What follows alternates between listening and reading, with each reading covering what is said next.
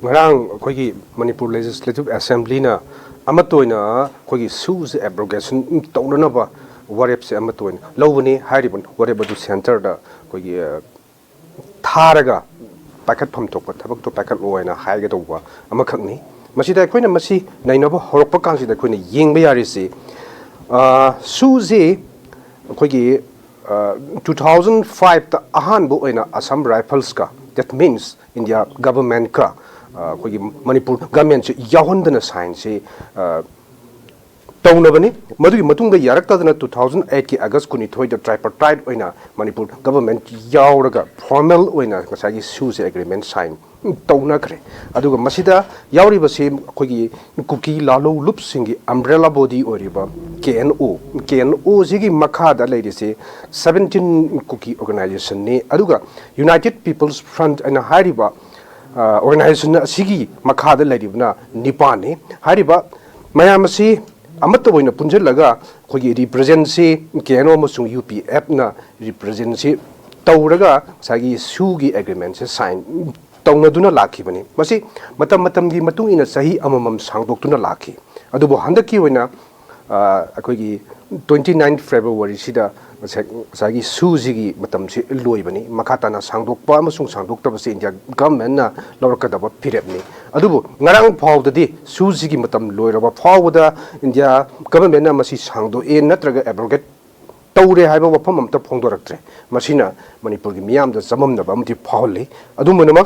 ngarang se yamna historic urban ongda Manipur gi Legislative Assembly na amatoina sues abrogation tawnanaba warip lowre ado masi kadai bawba effective oigadage haibadumadi haujuk maki oinati chapchana haibasi ngamdri mamangda haugiba sahigi March 10 da akogi Manipur cabinet na sagi KRA amasung ZRA ga lainariba su agreement se handoknaba warepsi lowraga center da recommendation se thagibane adubu maduda center na yarkhide center na yagidabaji kari maramgino haibududi miyamna hena khangnaraba famni Manipur gi cabinet na haribana KNA hariba organization asi lam kauba mioi amana luchingmani markse Myanmar origin ni haibani aduga hariba organization singi operating area sina Manipur ne Chin state ne Saigang region ne Burma gi smile si hariba phom sing to operate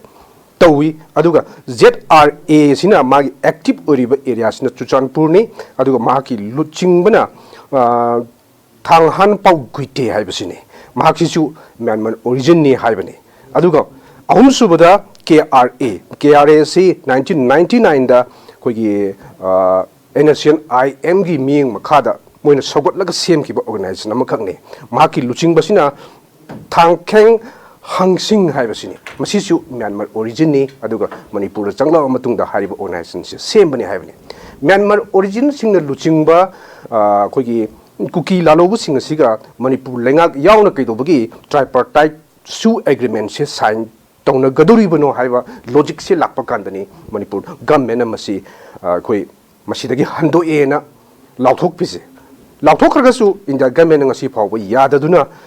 adum chatharaga la issue se hajuk chatharaga lakraba matam sida amuk Manipur Legislative Assembly na warepsi lowraga thaba matamda center na kari hair kadori no haiba simadi hajuk phagi oina haiba samamna bam khalei aduba haukhriba magi su tongnarakpagi history je yeng kandadi masi India government na su handok pasi yarkadau mandaba piong kar ui maramdi ahanba tongna matamda su Manipur government se yahundabane Manipur government se hajuk su Manipur government na yawjararoi hairiga su no yawdru su to India government ga dum su je dum sign tawdani agreement se leini na hairka matamda Manipur government ka su haiba ngamoy swai sine buluri se mark se do da ngarang Manipur assembly da leigibo conversations asagi dialogue between the opposition ga ruling ga ani dugi chamana ba wafam oiraga zu masagi abrogation tawgadobani masi terminate tawgadobani habigi wafam dudi chamana bodi oiba aduga but maduda piribo opinion mayam maduda thamir statement mayam dudi khedang amaga amagi gi marakta charge tong allegation ma'am हम यावरी बजको कमाइनी येंगे ngaranggi assembly की members सिंगी थमनगरी opinion ma'am से ngaranggi यामना कोई CD assembly नि दना खरा यनबा करी मागी ओइबा मागी पार्टी दो कन खनबो होनबगी ओफम दुनी लाइसे चीफ मिनिस्टर न हारे से कइदोबगी सु तोंग रमिनोय चीफ मिनिस्टर याम फजन बॉन्डली हाई ngarang से अदुगा कांग्रेस की मतमदुदा चीफ मिनिस्टर ओइकिबा मिस्टर इबोबिना हाइबना मतमदुदा इंडिया गवर्नमेंट ना मसागी सुजित ओनबो हरपति तंगाई फतना 2008 की अगस्त कुनि थोइदा अखोगी फॉर्मल ओइना ट्राइपार्टाइट एग्रीमेंट से साइन तौनग्रेबा अदु ओरबदी मसे म्यांमारीज नि ना हारगदी नोगी हौजिकी लेरिबा सरकार सिना करिगी मखोइदो फॉरेनर एक्ट की मखादा फारग बुक तौद्री कइनो सिने सिगी आर्गुमेंट को सिलाइसिदि माना अमना अमद मराल सिनबनी अदुबो हौजिक अखोइदा मथौ तारिबा तंगाई पद्रिबदी मसागी हंदक्की मणिपुर थोकलिबा तंगदु लाइतादबा लानगी फिवम मसिसिददी आदि सु मिलिटेंट सिंगसी अचौबा खुद यावरे हाइबसिदी यामना मयक सेंगबो फम म ओइबनिना मियामगी कमन ओइबा मसागी एजेंडा सिंग मसागी सु एब्रोगेशन सिदा लाकबनेबा सु एब्रोगेशन सिदा हौजिक असेंबली दा 10 कुकी MLA से यावदना अतै MLA अखोगी यांखै सिंगना मसी एनोनिमस ओइना यानरगा वारेप सि लौरबनेबा अदुरदि मसी खितंग इफेक्टिव ओइबम थोकप्राइन हाइनदि खनबलै अदुबु इंडिया गवर्नमेंट मसी मतंगदा करी फिरेप लौरकदगे हाइबदुमबुदि चपसाना हाइबंगमदे मसीगी मतंगदा अमुका हौजिक ngasi जे अमुका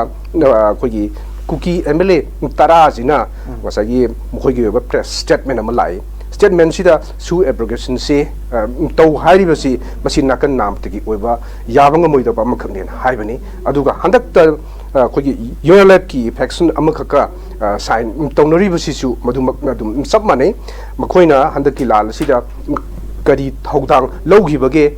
हाइबन चिंगो फमसु फोंदोगा मसिसु तौरगदी मसिसु लौथोकफम थोई हैना हाइबो वफम सिनेबा लाइसे अदुना सिदी अमना अमदा एलिगेशन तौबा अदगी मसु चुम्मी लालेना हाइनबसिदी मसाना ताबो फम अमखंगने अदुबु हौजिक लेरिबा फिबम मसिददी तंगाई फदना मणिपुरगी ओइनदी सुसे एब्रोगेशन तौरगा मपानदगी चंगसी लाइबा फॉरेनर सिंगसिना कुलाई पारगा लांदारकपगी मवोंगसे थिंगनबगी दमक्तदी अहानबा स्टेप से मसिनी हाइना लौबना ओके ओजा मतंग सिदा आई क्वेश्चन नम ओजा लक्ष्य हुनिंग बजे फर्स्ट राउंड सिदा ओजा हम द कुकी MLA कुकी अदुगा जॉमी अमसुंग मार हाइदना पले MLA तराज मखोई प्रेस स्टेटमेंट दा मखोइना पले इवगी अहानबा पैराग्राफ सिदा ngarang assembly manipur legislative assembly na lawkiba resolution se masi one sided oi haveni aduga masi bias oi aduga masi hatred for one community ni haidana pali kari kari mot pibining masi मसिने Sidi मुखोय J अदुम 10 cookie MLA से हानदगी होना कोई नाथैरग चटखरब हाइतारे Manipur assembly की मसिदगी तोंगान बा वखललोमदा चटखरब मखंगनी मणिपुर की लान से हरको मतमदा कोई मसी असुमाइना सिगी film से याम साथीबा film से ओइरमदबनी मे अहुमदई हौग्रो मतुंगदा अदुबो मे तरा निथोइदगी हारिबा कुकी MLA तरा सिना मसागी सेपरेट एडमिनिस्ट्रेशन की वफम सिंगा पुथोरकपदगी मसागी इशू से कोई मिटाइना ट्राइबल ओइबगी इशू दु लेरमबदगी अतोप इशू उमदा चटखरगा मखोगी सेपरेट एडमिनिस्ट्रेशन सोमदा पुसिलगा चटखरेबा अदुना मसिदा मखोई स्माइ सुम उंगगा लैबा अमखंगनी मखोई सिमक्सु अखोइना हाइबा यारेसे मसागी ओइबा इंटीग्रिटी से ngakpa ngamdraba aduga मसागी अंडरग्राउंड कोई एक्सट्रीमिस्ट हाइतारे मखोइगी मखादा लेबदौना मखोइना हायो हाइबदो हाइबा असिगुम्बगी फिबम मखक उबा फंगी अदुना इवन वसिगी कोई नागा MLA सिंगसु कोकी MLA सिंगसु उनरगा वरी सानखिबा लई मदुगी मतुंग इनदी मखोइ सिंगसे चपचाना मखोइजी पूरा मणिपुर की अपुनबगी सक्तम सिदगी नाथैरगा चटलब्रा हाइबसु हाइफेट चटबसु मानगुम तौबा अदुगा मसागी मोइन हाइदोरकपदना मोगी स्टेटमेंट दा करीदा हाइदोरकप कांदना मसागी तोखाइ ताबगी ओखलोनसे अदु मेता फोंदोकपा असिगुम फिबम से अदुम लेरिबनी अदुगा मिटै सिंगी MLA मिनिस्टर सिंगसु तोंगाना हारिबा कुकी MLA सिंगसिगा गुवाहाटी दा अमदि दिल्ली दा उनखिबगी रेकॉर्ड सु लेरिबनेबा अदुगी मतमददी मखोइसे अदुम यानबगी ओफमसे अदुम फोंदोकनरगा अदुम लेइबा अदुगा मखोइगी ओइबा फमसि फोंदोरकाना मखोइना लौगिबा मखोइगी मे तरानी थोइदो फोंदोखिबा मखोइगी स्टेटमेंट दि सुंगोंग होंदना ngasi फाव अदुम लाइबा अदु सिदी हारिसिनी एलिगेशन नि सु एब्रोगेशन तौबगी ओफमसे लाकपा कांदा यानिंगी यानिंगे हासि मोइ मकैदिगी फोंदोकपनि अदुबो मेजॉरिटी ꯑꯩꯈꯣꯏꯒꯤ ꯄꯤꯄꯜꯁꯤꯡꯅ ꯍꯥꯏꯔꯕ ꯃꯇꯝꯁꯤꯗ ꯃꯈꯣꯏꯅ ꯁꯤꯈꯛ ꯍꯥꯏꯕꯅꯗꯤ ꯀꯔꯤꯁꯨ ꯄ꯭ꯔꯣꯕ꯭ꯂꯦꯝꯗꯤ ꯌꯩꯈꯥꯏ ꯊꯤꯡꯒꯥꯏꯕꯗꯤ ꯂꯥꯛꯀꯗꯧꯕ ꯃꯥꯟꯗꯦ ꯑꯗꯨꯕꯨ ꯂꯨꯔꯤꯕꯗꯤ ꯏꯟꯗꯤꯌꯥ ꯒꯚꯔꯟꯃꯦꯟꯠꯅ ꯃꯁꯤꯒꯤ ꯃꯇꯥꯡꯗ ꯀꯔꯤ ꯐꯤꯔꯦꯞ ꯂꯧꯔꯛꯄꯒꯦ ꯍꯥꯏꯕꯗꯨꯅꯤ ꯑꯩꯈꯣꯏꯅ ꯌꯦꯡꯕ ꯇꯥꯔꯤꯁꯤꯗꯤ